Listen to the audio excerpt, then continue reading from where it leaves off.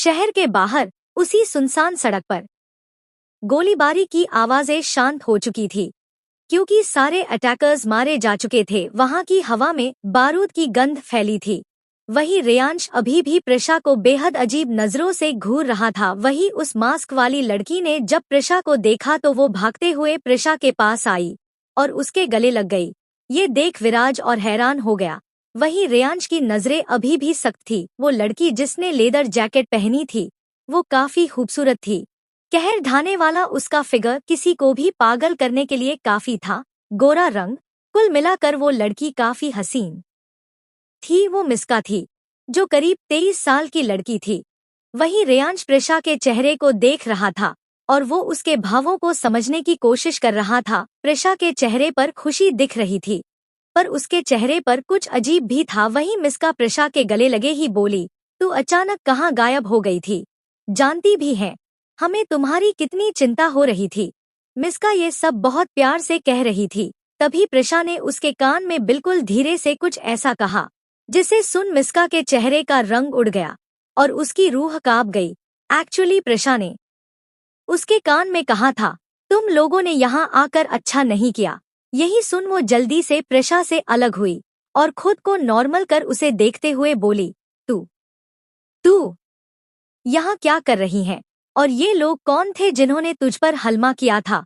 मिस्का ने ये सवाल उन नीचे गिरे लोगों की तरफ इशारा करते हुए पूछा था। इतना बोल मिस्का प्रशा का चेहरा देखने लगी। वही प्रशा हल्की मुस्कान के साथ बोली, मैं नहीं जानती ये लोग कौन थे, मैं तो बस बाहर जा रही थी तो अचानक ये हमला हो गया। उसकी बात सुन मिस्का रेयांश और विराज की तरफ देखते हुए बोली, जो अभी भी उन दोनों को घूर रहे थे, और ये लोग कौन हैं? उसकी बात सुन प्रशा ना चाहते हुए भी रेयांश की तरफ इशारा करके बोली, वो मेरे हस्बैंड है और ये उनके दोस्त। प्रशा की बात सुन मिस्का हैरान हो गई थी।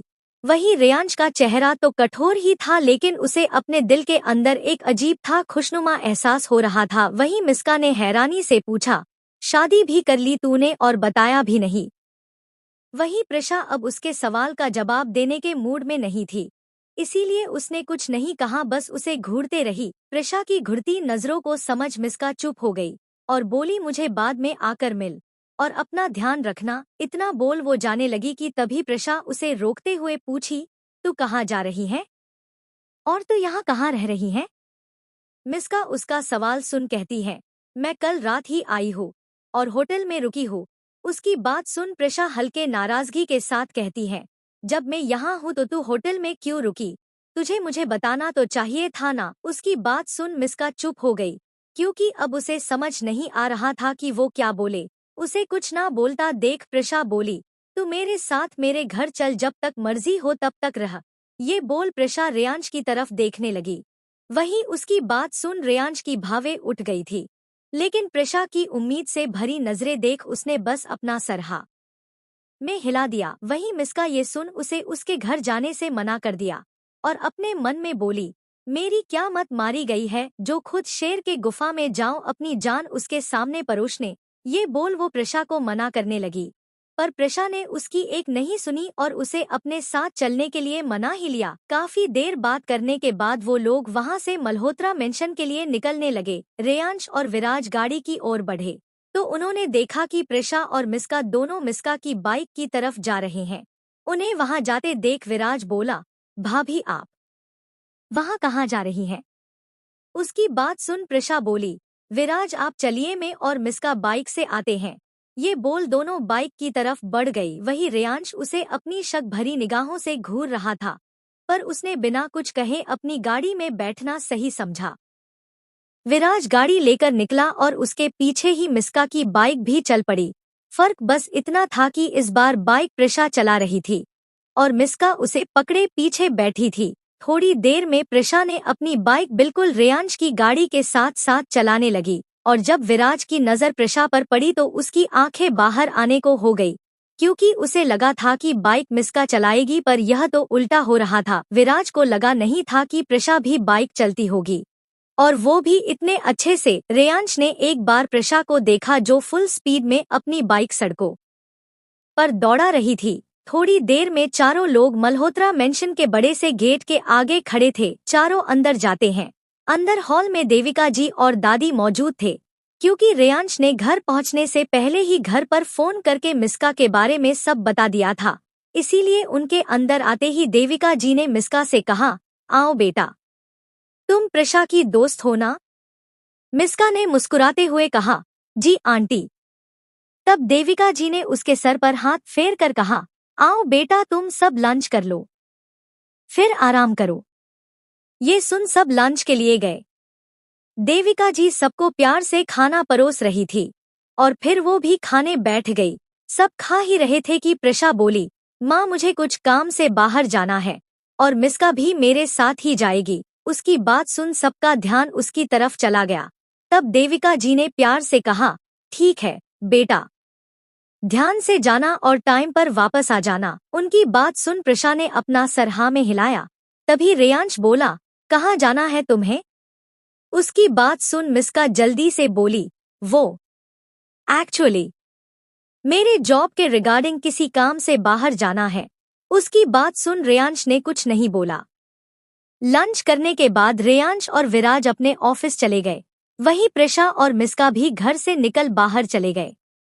काफी देर बाद मिस्का का फोन बजता है। वो कॉल उठाकर कहती है, हेलो नक्श, हाँ हम आ रहे हैं, सब रेडी रखो। वहीं दूसरी तरफ रेयांश, जो अपनी कार में बैठे बस प्रशा के बारे में सोच रहा था, अचानक वो विराज से कहता है, गाड़ी अड्डे पर ले चलो, अब उस आदमी से डील करने का टाइम आ चुका है। उसकी बात सुन विराज कार घुमा लेता है और बेसमेंट की तरफ ले जाता है।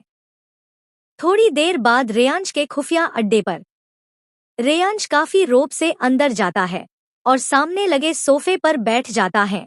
उसके सामने वही आदमी बंधा था जो रेयांश के घर पर हमले के वक्त था। उसकी हालत बहुत खराब थी, होंठ सूख चुके थे, उसके बदन के हर एक अंग से खून बह रहा था, उसकी हालत अधमरी सी हो गई थी, वो दर्द से कराह रहा था। तभी रेयांश ने अपने गार्ड्स को इशारा किया तो एक गार्ड्स बोला, सर ये मान गया है सच बताने के लिए।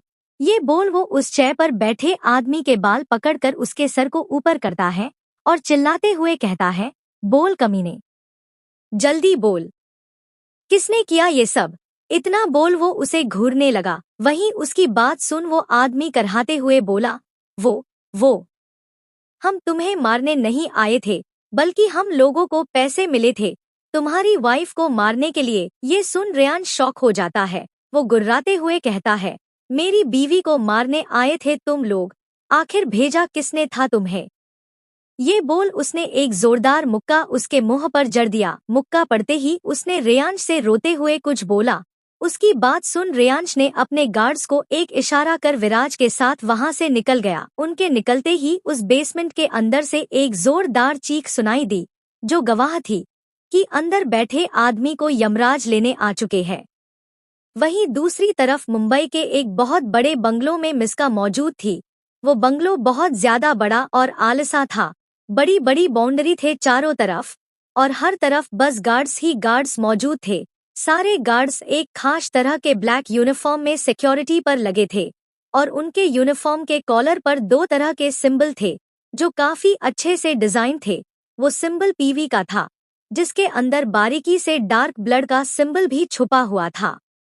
उस बंगलो के अंदर मिस्का और उसके साथ 2 लड़के जो उसके आजू बाजू अपना सर झुकाए खड़े थे, वो दोनों ब्लैक एंड व्हाइट यूनिफॉर्म में थे।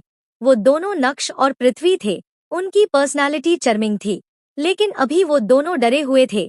उनके चेहरे से ऐसा लग रहा था कि किसी ने उन्हें शेर के गुफा में छोड़ दिया हो। मिस्का, पृथ्वी और नक्श तीनों एक शख्स की तरफ मुंह किए अपने सर झुकाए खड़े थे।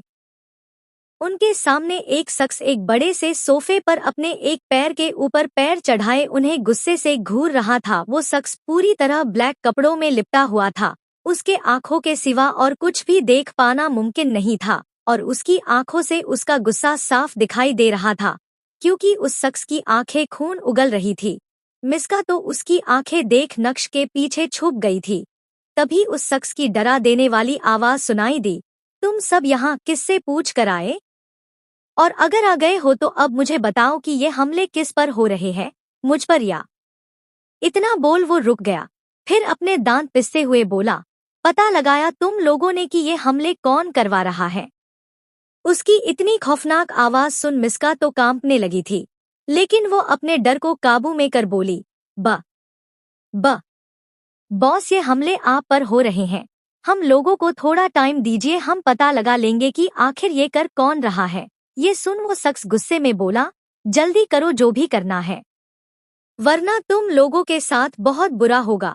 इतना बोल वो रुका और बोला, मेंशन की सिक्योरिटी बढ़ा दो।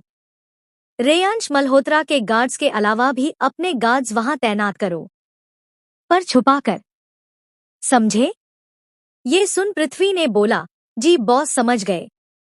ये सुन वो मास्क वाला शख्स बोला, हर एक चीज हर एक पल पर ध्यान रखना, कोई गलती नहीं होनी चाहिए। इतना बोल उस शख्स ने अपना नकाब हटा दिया। उसका बेहद खूबसूरत चेहरा देख मिस्का के चेहरे पर एक स्माइल आ गई। उस शख्स के लंबे बाल उसके कमर तक झूल गए। वो कोई और नहीं बल्कि प्रेशा थी। प्रेशा ही डार्क ब्लड थी और पीवी बंगलों में मौजूद प्रेशा वही पीवी इंडस्ट्रीज की प्रेसिडेंट पीवी थी। फिर प्रेशा मिस्का से बोली, अब यहाँ आए हो तो काम पर ध्यान दो, कोई चूक नहीं होनी चाहिए। इतना बोल वो बंगलों से निकल गई और उसके पीछे मिस्का भी निकल गई। वहीं नक्श और पृथ्वी एक दूसरे को देखते रहते हैं। फिर पृथ्वी नक्श को देख बोला, वरदान अंकल को इन्फॉर्मेशन दे दो कि बॉस बिल्कुल ठीक है। उसकी बात सुन नक्श ने हाँ में सर हिलाया और किसी को कॉल करने लगा। दूसरी तरफ रेयांश अपने कार में बैठे कुछ सोच रहा था। वो अपनी आंखें बंद कर अपने सर को सीट से टिकाए बैठा था। उसके दिमाग में उस इंसान की बातें चल रही थी। कुछ देर पहले उस बेसमेंट में जब रेयांश ने गुस्से में उस आदमी से पूछा था कि ये सब कौन कर रहा है, तो उस आदमी ने दर्द में करहाते हुए बोला, सर ये अटैक्स आप पर नहीं बल्कि उस लड़की पर हो रहे हैं जो आपके साथ हैं। इतना बोल वो आदमी रेयांश का चेहरा देखने लगा, जो हैरानी और गुस्से के मिले जुले भाव से उसे ही देख रहा था। रेयांश गुस्से में दहाड़ते हुए बोला, उसके पीछे यो पड़े हो तुम लोग, उसे क्यों मारना चाहते हो? रेयांश की बात सुन वो आदमी बोला, टिया बजाज, उसने हमें कहा था कि आपकी वाइफ को मार दे, हम उन पर हमला वही करवा रही हैं। उस आदमी की बात सुन रेयांश गुस्से से उबलने लगा। उसका पारा बिल्कुल हाई हो चुका था। वो गुस्से में बोला, बजाज अंकल की बेटी मेरी बीवी को जान से क्यों मारना चाहती है? इस बात पर वो आदमी बहुत मुश्किल से कहता है, वो आपसे प्यार करती है, वो आपकी बीवी की जगह लेना चाहती है, इसीलिए वो आपकी बीवी पर बार बार हमला करवा रही है। इतना सुन रेयांश की आंखें बिल्कुल लाल हो चुकी थी। उसने अपने गार्ड्स को इशारा किया और गुस्से से बाहर निकल गया। रेयांश गाड़ी में बैठे बैठे यही सोच रहा था कि उस लड़की ने रेयांश मल्होत्रा की बीवी को मारने की कोशिश की है। रेयांश के चेहरे के बनते बिगड़ते भाव देखकर विराज बोला, रेयांश, क्या सोच रहा है तू? यही ना कि टिया बजाज इस हद तक गिर चुकी है अब। पर मुझे एक बात बता, तू तो वैसे भी प्रेशा को मारना चाहता था ना? तो तेरा ये काम वो छछुंदर लड़की कर रही है, तो तुझे तो खुश होना चाहिए ना? तो तेरा चेहरा गुस्से से लाल क्यों है? विराज की ये बात सुन रेयांश उसे देखने लगा और खुद भी सोचने लगा कि आखिर क्यों मुझे गुस्सा आ रहा है। मैं तो वैसे भी उसे टॉर्चर करना चाहता हूँ, तो अगर वो मरती है तो मरे, मुझे क्या? वो यही सब सोच रहा था कि उसे रोड पर कुछ दिखा। उन्हें देख रेयांश ने विराज को तुरंत गाड़ी रोकने को कहा।